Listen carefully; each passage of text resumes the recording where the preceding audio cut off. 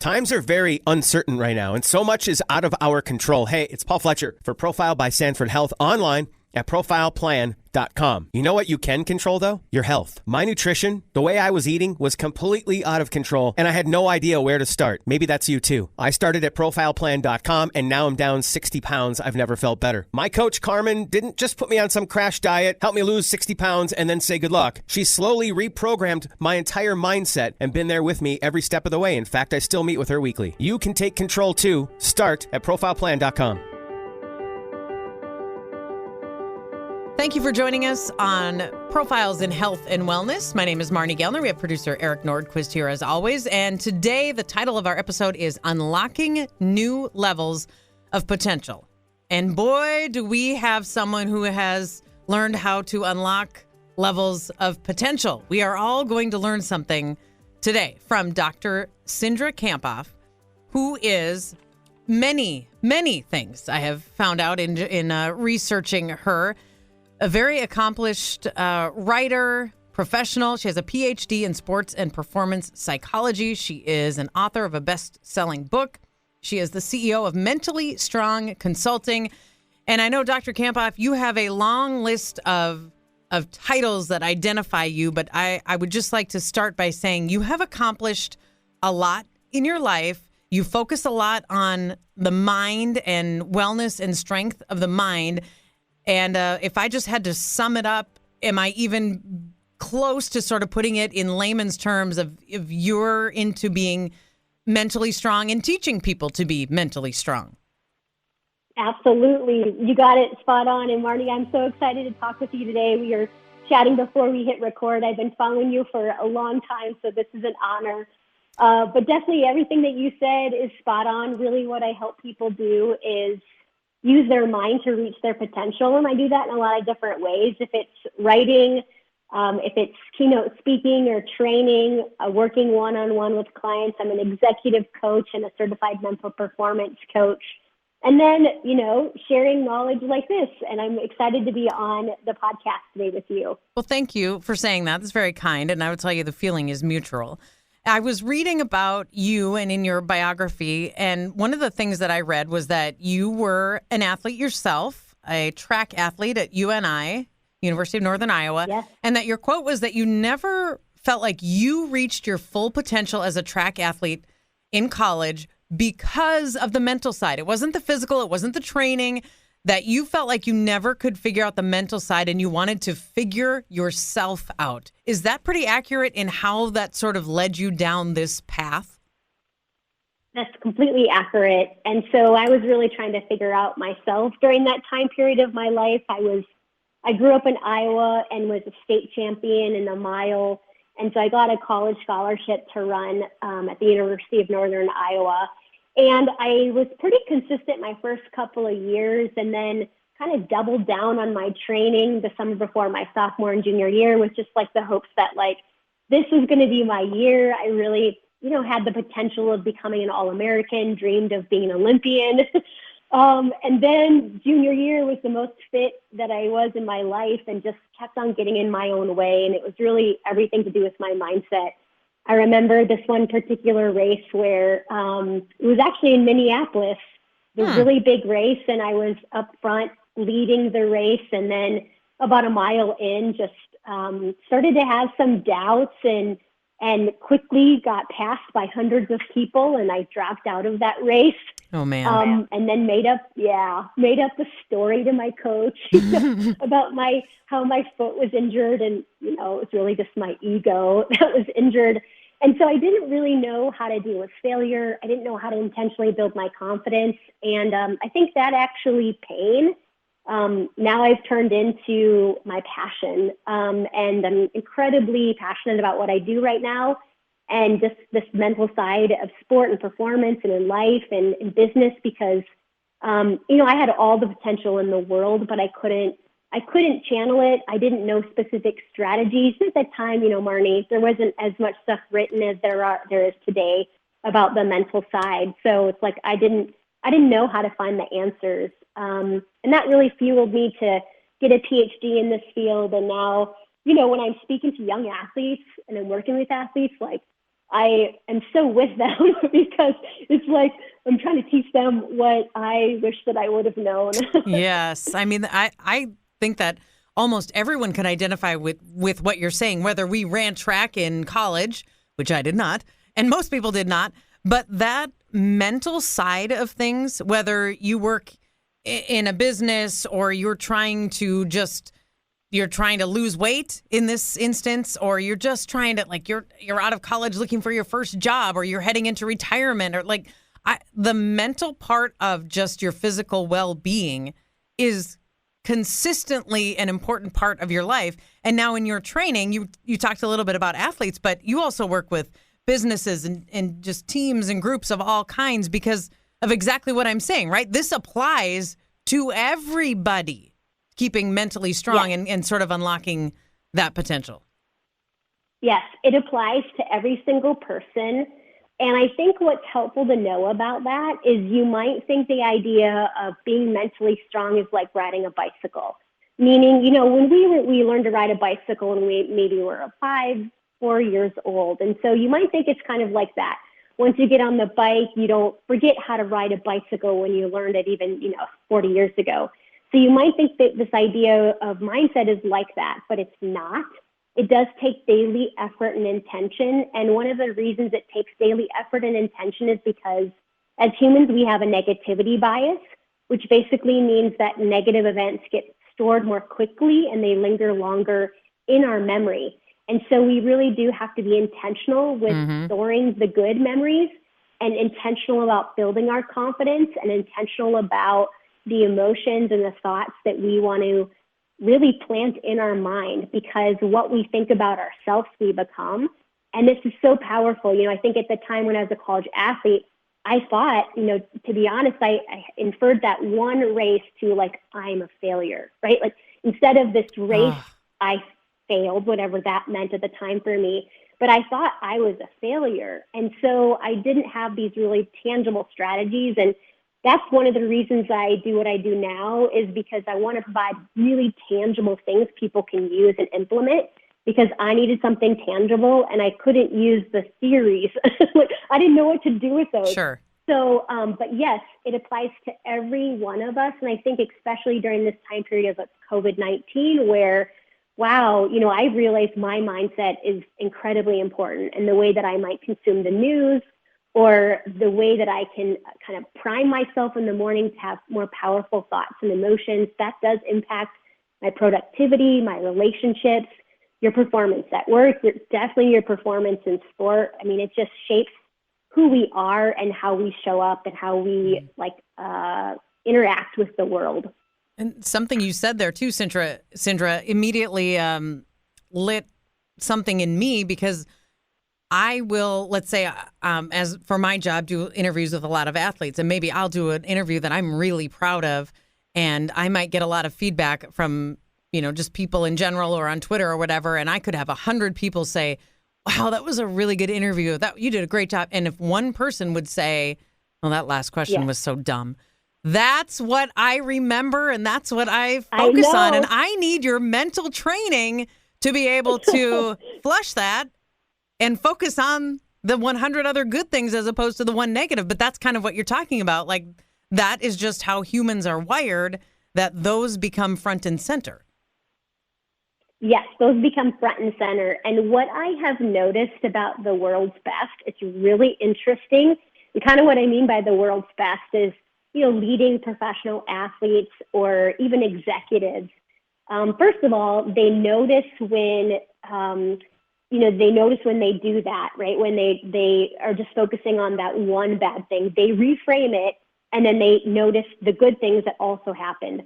But that one bad thing, they're taking it more as information, meaning like, how could I improve, or how could I tweak that question? Less personal. And our human nature is to take it personally. And instead, I think what's important is to see feedback like this as just information, right? Okay, yep, maybe I could have asked that question a little differently, but wow, look at all of the 45 minutes that I did incredible. I don't know how long the interview was, but that I did an incredible job asking powerful questions. So I think it's about us noticing when we're stuck and really continuing to pay attention to the good. I think as athletes, we want to protect our confidence. And what I mean by that is if you're continually thinking about the mistakes that you made, it's not helpful to build your confidence, and eventually it will negatively impact your play. And it's the same thing for us as people. If we're thinking of all the things that we're bad at our job, instead of the ways that we're good at it, we're not protecting our confidence. We have to really be intentional. And I think confidence is a choice. No one can make us feel more confident or not. Really, it is within us. It's a decision. But we do have to talk powerfully to ourselves. Yes. There's some research that we spend we talk to ourselves 80,000 times throughout the day. Oh my gosh. Most of that is not helpful, disempowering. So we really need to make sure we're in talking to ourselves really powerfully. I am picturing that SNL sketch, Stuart Smalley looking into the mirror and telling himself, you are good enough, you're strong enough, or you're smart enough, and doggone it, people like you. That's it, Syndra. Yeah. You're a fascinating person to talk to, and we are going to talk in just a couple of moments about your profile journey and what led you there and how you did and tied in some of this mental stuff to your own journey. Last question I wanted to ask you about, though, is in having worked with the Minnesota Vikings for the past 4 years, doing mental training with some of those athletes. I know you and Adam Thielen did some work. He wrote a foreword in your book. You have an Amazon bestseller. It's called Beyond Grit, 10 Powerful Practices to Gain the High Performance Edge. And there's a story about flushing a toilet, Syndra. And I'm wondering if you can't shed a little light on Adam Thielen and flushing a toilet and the foreword of your book and tie those all together for us. Okay, perfect. So one of the teams I work with is the Minnesota State football team here in Mankato. So I live in Mankato. And I started working with them 9 years ago, and when Adam Thielen was a senior. And so during that time period, and we still do this, we have a mental training workshop. Typically then it was every Friday, where I would teach them a concept and then they would implement it on the field. And it was really fun. That year was the first year we were undefeated, I think, regular season. And last year they went to the national championship game. So this kind of shows you the power of great training, right? Physical training, but then the mental side as well. And so one of the concepts I taught the team was something in my book where I teach about letting go of mistakes quickly. And I actually tell them I'm snapping right now, Marty, but you have to move on really fast, really quick. And I use this strategy called learn, burn, return. And this is what I wish I would have known in college. And it goes something like this. When you make a mistake, you just ask yourself, what did I learn? But you want to make sure that it's really objective, right? Not taking it personally, but what will I do next time? And you might even use that phrase like next time I will. And then after you take that lesson, you got to move on quickly and you got to burn it. So just burn it just means let it go. And there's some research that if you use a strategy or a phrase or an action, it helps you move on quicker. Mm-hmm. So the Maverick football team decided that year to use this idea of flushing it. Okay, and so it's a concept by a sports psychologist who worked with a whole bunch of professional baseball teams. His name is Ken Ravizza. We actually had a tiny toilet. It was a plastic toilet on the sidelines of the Maverick games that year. And I remember a quarterback going over there after a play and literally flushing it. Oh my gosh. Kind of our way of letting go quickly. And then once you let it go, the next step is to return. And that just means returning confidently with powerful self-talk, right? Great body language, like no one even knew that you made a mistake. And I think in football, that's so important because if you let the other guy across from you know that you're struggling, mm-hmm. you're in deep trouble, right? So we taught them this concept, learn, burn, return. And so then many years later, last year during the Saints game, when the Saints were playing the Vikings, obviously, in the playoffs, Adam Thielen was injured earlier in the season, if you recall, and it was his first game back for a while. And he fumbled really early on in the game. Yep. And so there was an ESPN reporter who saw him make, some kind of action and asked him after the game, Adam, how did you move on so quickly, like, and then later on, he, caught this beautiful pass that helped set up the Vikings to win the game. And he said, well, this mental training consultant taught us how to flush our mistakes. And he was literally pretending to flush the toilet on the sidelines. So I'm like, okay, that's how I get on ESPN, flushing the toilet. But I think the main point is, like, all of us can learn to move on quickly from things that don't go very well, or mistakes, however we might see it, or missed opportunities, or even, as we're talking about weight loss journey, it's like a day or a meal that didn't go so great. You got to learn and burn that. Learn, burn, return. I love it. It's like it's a good bumper sticker or something like that. That's awesome. Cindra Kamphoff is on social media, several platforms. CindraKamphoff.com is her website. Her Instagram is Cindra Kamphoff, and her Twitter handle is @mentally_strong. And Cindra, you are also a Profile member. What brought you there, and what was your story? What is your story with Profile? So I'm so glad that you asked. So last year about this time, I had launched my book and spent so much time. It felt kind of like another baby that I had. Oh my! And it felt, just like how important it was, and how my time just changed. And I published my book about 2 years ago now, and it just took me in a different direction. More keynote speaking, training, less time where I was maybe at home eating with my family, and more time on the go, right? Eating out. And so about this year, about a year ago this time, I was really struggling with my weight. When I noticed I was standing up in front of people speaking, I just started to feel more self-conscious. My family and I were moving into this home, and where we wanted to have a lot of get-togethers in the backyard. And I just said that I wanted to make a change. And for me, I had kind of got away a little bit from running consistently. And so the pounds just kind of started coming on. And I tried to get back into running, but I couldn't lose the weight.